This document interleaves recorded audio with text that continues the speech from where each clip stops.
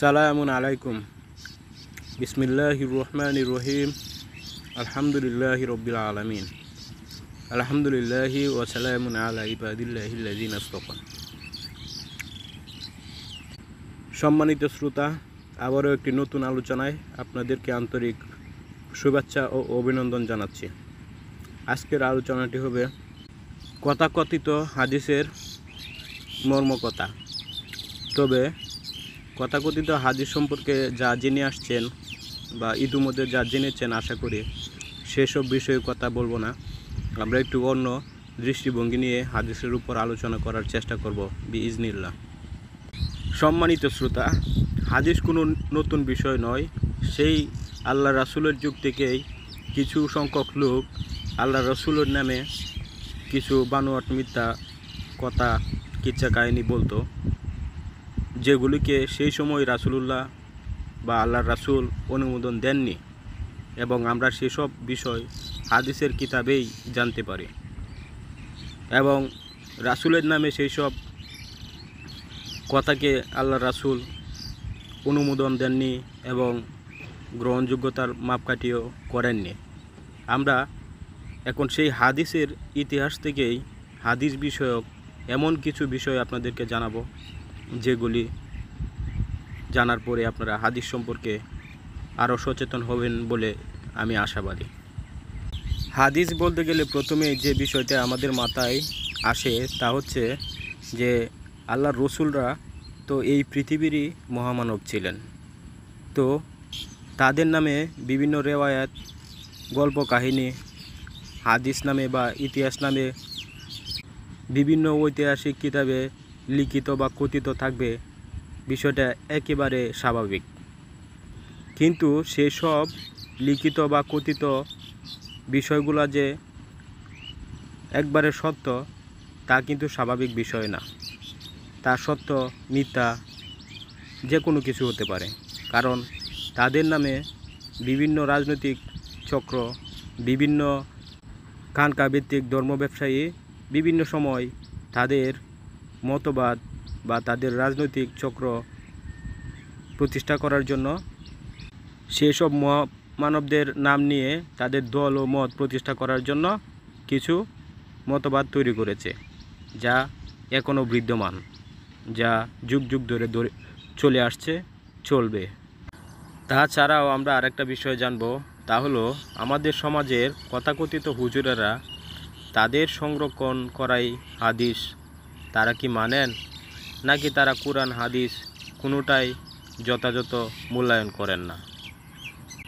আলোচনা শুরু করছি পৃথিবীর ইতিহাসে বা হাদিসের ইতিহাসে সবচেয়ে শক্তিশালী হাদিস, সবচাইতে গুরুত্বপূর্ণ হাদিস বা হাদিসের প্রত্যেকটা কিতাবে যা লিপিবদ্ধ করা হয়েছে বা সবচাইতে বেশিবার যে হাদিসটা রেওয়ায়েত করা হয়েছে বা সবচাইতে বেশি সংখ্যক রেওয়ায়েতকারী যে হাদিসের বেলায় পাওয়া গিয়েছে, সেই হাদিসটাকে নিয়ে, সেই হাদিসটাকে তারাই বলছেন পৃথিবীর ইতিহাসে বা হাদিসের ইতিহাসে তা এক নম্বর বা অদ্বিতীয়। এই হাদিসের তুলনায় আর কোনো হাদিসের ক্ষেত্রে প্রযোজ্য না। সেই হাদিসের মিথ্যার সম্ভাবনা একেবারে নাই বললেই চলে। হাদিসটাকে হাদিসের ভাষায় বলা হয় মুতাওয়াতির লাফজির হাদিস। তো আমরা এখন জানব যে মুতাওয়াতির হাদিস কি আর হাদিসই বা কি। অতি সাধারণ ভাষায় হাদিস হচ্ছে আল্লাহ রাসূলের কথা, কাজ ও অনুমোদন। আর শাস্ত্রীয় আকারে একটি হাদিসের দুটি অংশ আছে, একটি সনদ, অপরটি মতন। সনদ বলা হয় হাদিসের বর্ণনাকারীর সিলসিলাকে বা যারা হাদিস বর্ণনা করেছেন তাদের শৃঙ্খল। আর মতন হচ্ছে হাদিসের মূল পাঠ্য, হাদিসটা কোন বিষয়ে কথা বলেছেন বা কোন বিষয়ে অভিমত প্রকাশ করেছেন তাকেই বলা হয় মতন।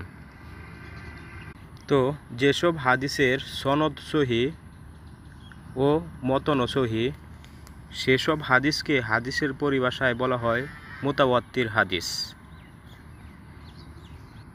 তো সনদ তো আমরা জানলাম যে হাদিস বর্ণনাকারীদের বা রাবীদের সিলসিলা বা শৃঙ্খল। তাহলে কোনো হাদিসের সনদ সহি না গলত তা যাচাই করা এখন আমাদের পক্ষে ইম্পসিবল। বাট আমরা কোনো হাদিসের মতন সহি না গলত তা এখন যাচাই করতে পারি। আর তা যাচাই করার একমাত্র মূলদণ্ড বা মাপকাঠি হচ্ছে আল কুরআন, আল্লাহর কিতাব। কারণ হাদিসের মুহাদ্দিসিরা বলেছেন কোনো হাদিসের মতন যদি কুরআনের আয়াতের সুস্পষ্ট বিরোধিতা হয় তাহলে ওই হাদিসের মতন সহি নয়। সহজ কথায় মতন ও সনদ সহি হলে সেই হাদিসকে হাদিসের পরিভাষায় মুতাওয়াতির হাদিস বলে। আর মুতাওয়াতির হাদিসগুলা কখনোই কোরআনের সুস্পষ্ট আয়াতের বিরোধিতা করে না। তাহলে এখন প্রশ্ন হচ্ছে যে তাহলে আমাদের সমাজে কেন আমরা কোরআনের সুস্পষ্ট আয়াতের বিরুদ্ধ হাদিস পাই? যেমন কিভাবে সালাম দিতে হবে, কিভাবে কোরআন তেলাওয়াতের শুরুতে আল্লাহর কাছে আশ্রয় চাইতে হবে, কিভাবে ঈমানের ঘোষণা দিতে হবে ইত্যাদি বিষয়গুলা কেন কোরআনের সুস্পষ্ট আয়াতের বিরোধিতা করে?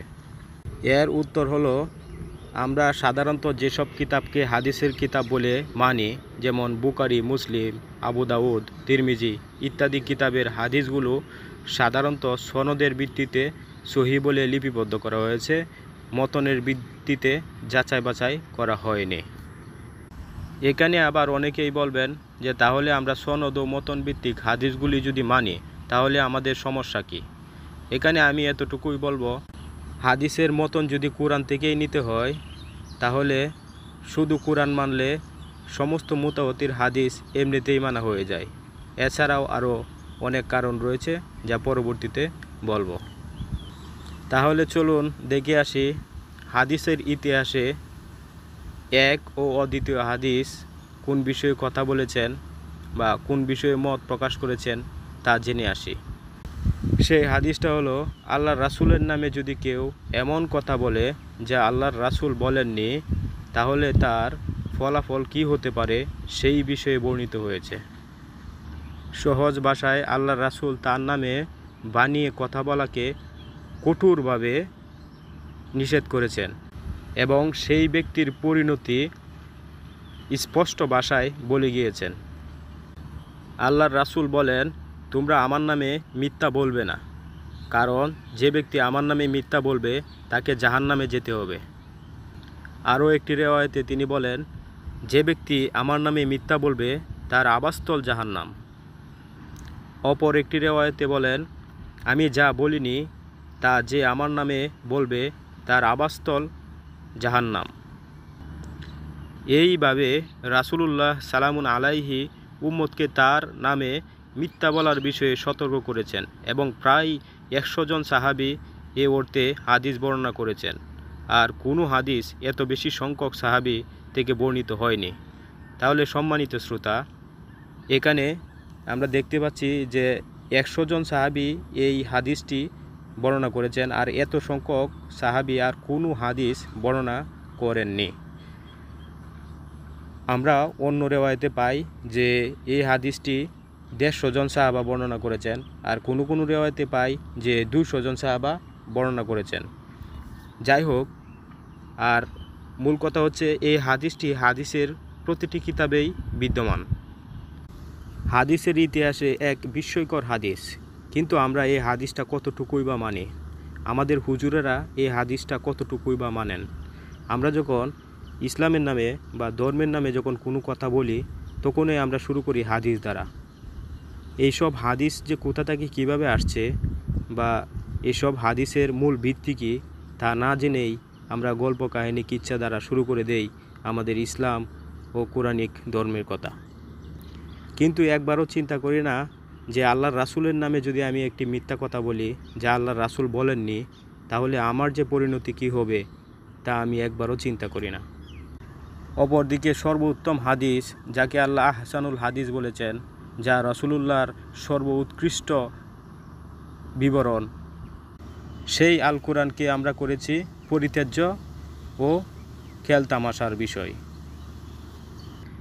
যেখানে আল্লাহ স্পষ্টভাবে বলেছেন যে ফাজাক্কির, তুমি উপদেশ দাও, বিল কুরআনি, কোরআন দ্বারা, মান ইয়াখাফু ওয়াঈদ, যে আমার সতর্কতাকে ভয় করে, যে আমার শাস্তিকে ভয় করে তাকে।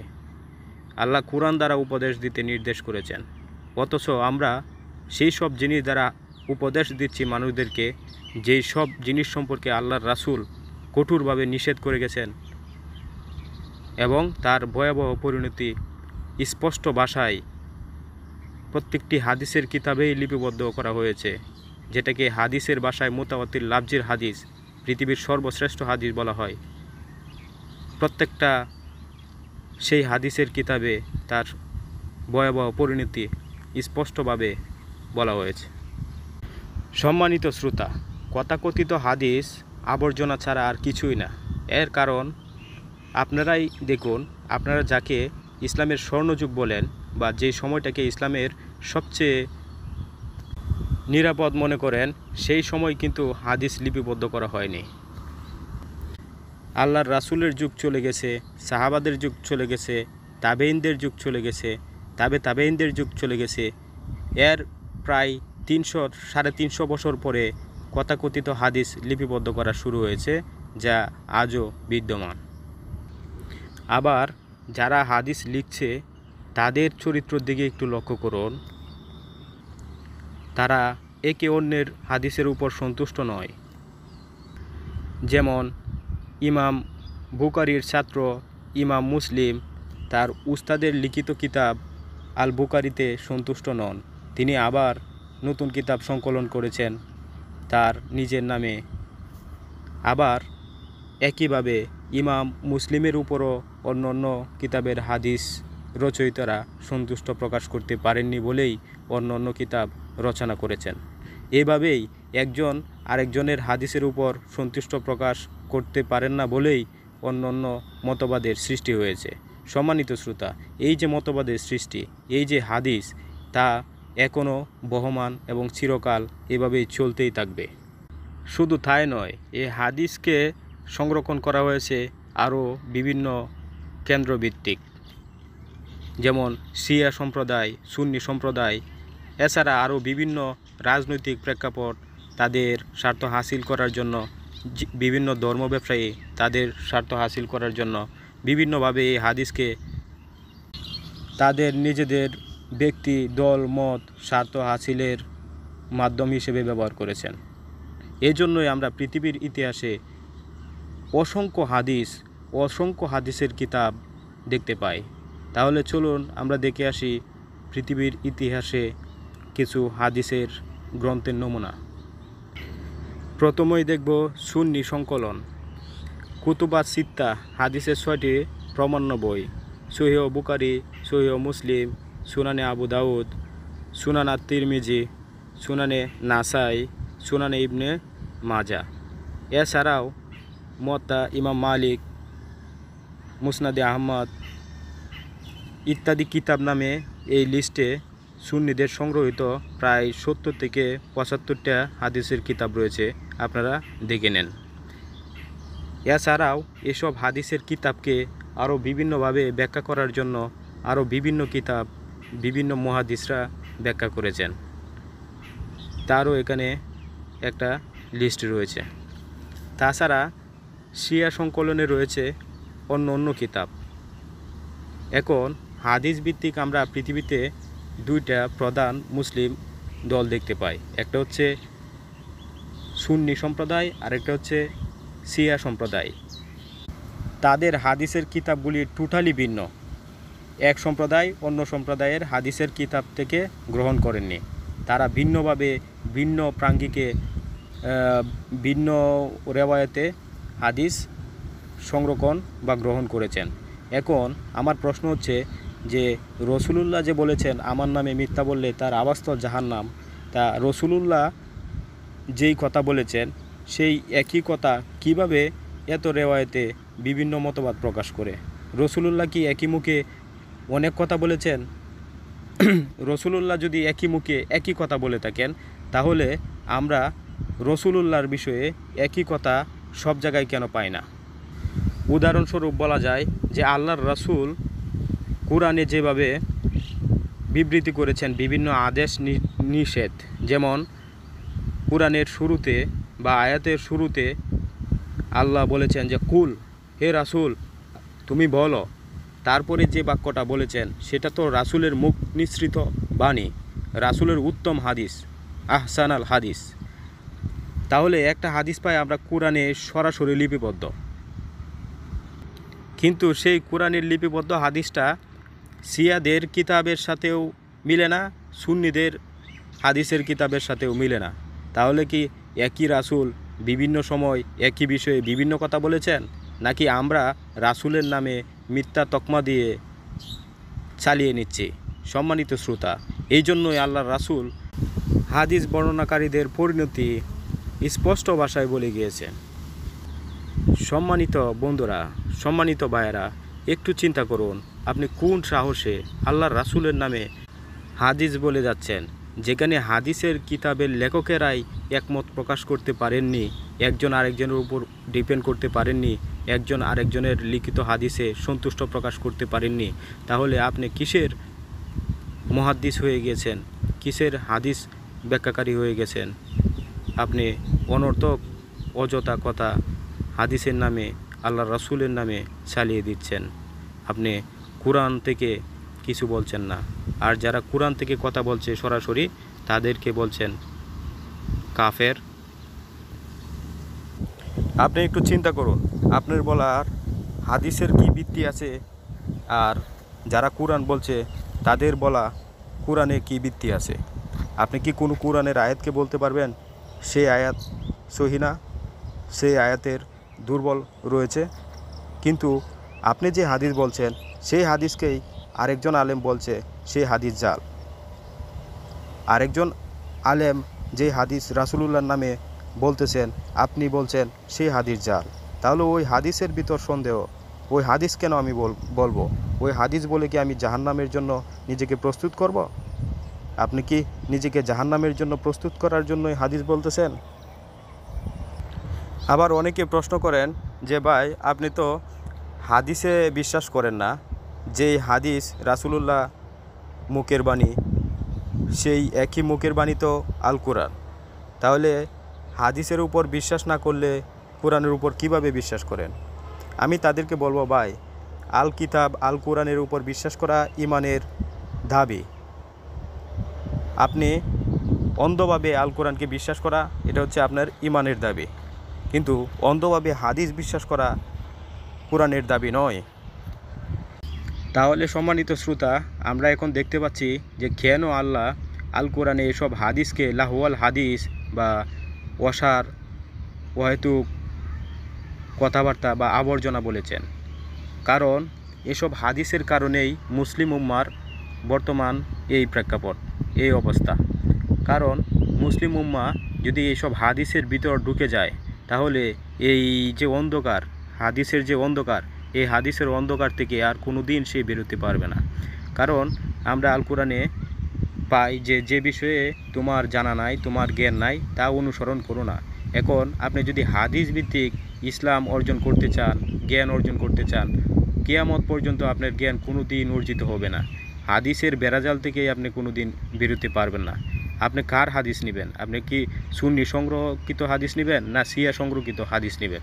এবং সেসব হাদিসের রয়েছে বিভিন্ন ব্যাখ্যা। একে অপরকে বলেছেন তোমার হাদিস জাল, তোমার হাদিস বানোয়াট, মিথ্যা। এইভাবে একে অপরকে খাদা চুরাচুরি করতে করতে একটা বিশাল খেয়াল তামাশার বিষয় বানিয়ে নিয়েছেন কোরআনের সুন্দর জীবন ব্যবস্থাকে। সম্মানিত শ্রোতা, এসব অন্ধকার থেকে বেরিয়ে আসুন, আল্লাহর একমাত্র কিতাব, আল্লাহর একমাত্র বিধান জানার ও বোঝার চেষ্টা করুন। তাহলে আপনার জীবন সমৃদ্ধশীল হবে বলে আমি মনে করছি। আমরা এসব হাদিসের উপরে আরও বিস্তারিতভাবে বলার চেষ্টা করব পরবর্তী ভিডিওগুলিতে। আর কোরআন কী ও কেন এই বিষয়ে জানতে আমার আগের ভিডিওগুলি দেখতে পারেন। তাছাড়াও আমরা এই বিষয়ে আরও নতুন নতুন ভিডিও করব ইনশাআল্লাহ। সম্মানিত শ্রোতা, একটু উপলব্ধি করার চেষ্টা করুন, একটু বোঝার চেষ্টা করুন যে কিভাবে তথাকথিত হুজুর, তথাকথিত আলেম আমাদেরকে ধোঁকা দিয়ে বোকা বানানোর চেষ্টা করছে। কিভাবে আমাদেরকে কোরআন বহির্ভূত হাদিস, যে বিষয়ে কোনো নিশ্চয়তা নাই, যে বিষয়ে আল্লাহর রাসূল কঠোর নিষেধ এবং কঠোর হুঁশিয়ারি দিয়ে গেছেন, সেই বিষয়টাকেই ইসলামের মূল ভিত্তি বানিয়েছে। অথচ ইসলামের মূল ভিত্তি ছিল আল কোরআন। যারা একনিষ্ঠভাবে আল কোরআনকে অনুসরণ করার চেষ্টা করছে তাদেরকে আহলে কোরআন বলে সম্বোধন করে ঠাট্টা বিদ্রূপ করছে। সম্মানিত শ্রোতা, তারা মনে করছে আহলে হাদিস মানে হাদিসের সম্প্রদায় বললে আমাদের সম্মান বৃদ্ধি পাবে, কিন্তু আহলে কোরআন মানে কোরআনের অনুসারী বা কোরআনের জাতি বললে আমাদের সম্মান ধুলোতে মিশে যাবে। সম্মানিত শ্রোতা, হুজুরের কোরআনের জ্ঞান কতটুকু তার একটা উদাহরণ দিয়ে আজকের ভিডিও এখানে শেষ করছি।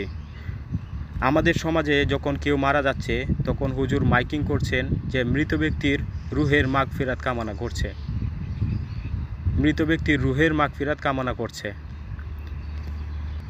মৃত ব্যক্তির রুহের মাগফিরাত এর অর্থ হলো রুহের জন্য ক্ষমা প্রার্থনা করা।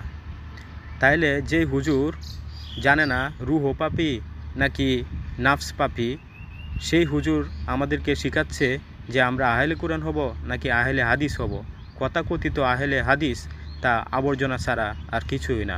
সম্মানিত শ্রোতা, আমার কথায় যদি কোনো ভুল হয়ে থাকে তাহলে ক্ষমাস্বরূপ দৃষ্টিতে দেখবেন আর সম্মানিত সহিত তা উপস্থাপন করার চেষ্টা করবেন। আমরা তা সংশোধন করার চেষ্টা করব বিইজনিল্লাহ।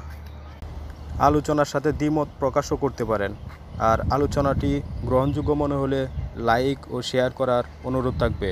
সম্মানিত শ্রোতা, সবসময় আমাদের জন্য দোয়া করবেন, আমাদের সাথে থাকবেন।